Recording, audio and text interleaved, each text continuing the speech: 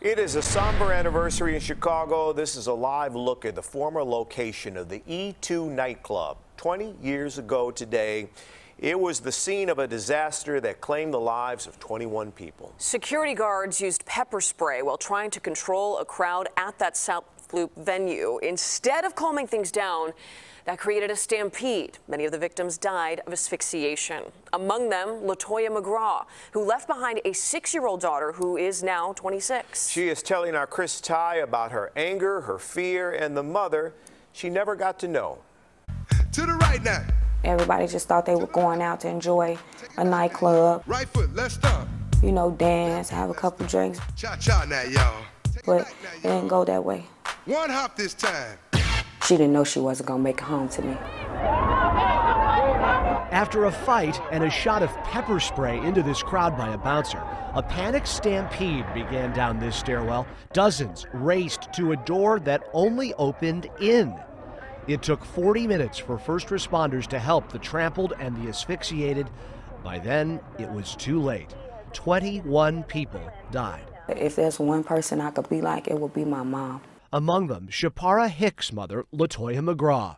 I haven't forgotten why I'm a motherless child. It may have been 20 years ago, but it seemed like last night. You were 6 years old. Correct. Do you remember anything about that window of time? I was in the living room floor with my little blanket, waiting for my mom to come home. Honestly, I don't remember my mom at all, but I remember the feelings, the emotions, the gatherings, the balloons, the pictures, the tears. Nicole Patterson. On the 1st and 5th and 10th anniversaries of the tragedy, there were balloon releases and public remembrances. Since then, those have largely stopped. So pretty.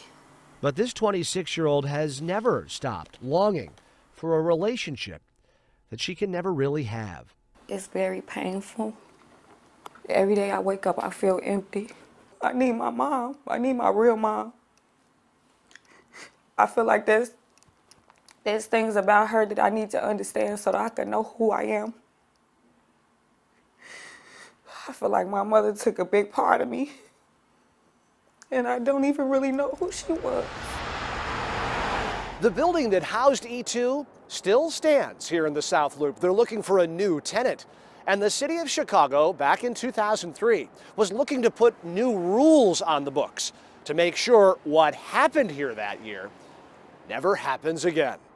8 months after the tragedy, a unanimous city council approved this package of code changes that tighten up occupancy rules, triggered better signage on how to exit rooms safely, and bumped up the frequency of inspections in the city. You can try to do better and change laws and, you know, make new rules, but are they going to follow them? Will the rules matter? And will this happen again to someone else's mom? Shapara herself works as a security guard now. She says providing dignity to those in high-stress moments is something her mom would be proud of. But even though she works in security, she rarely feels secure. I'm very scared, very empty. I'm angry a lot, but I'm learning how to control it.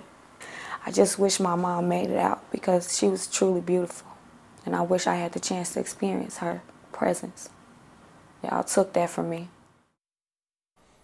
Chris Ty reporting. Thank you, Chris. The owners of the club were convicted of violating a judge's order to close the second floor of the club over building code violations. Those sentences were later thrown out. 2 decades later, Shapara hopes to connect with other relatives of the E2 nightclub tragedy to help continue to heal together.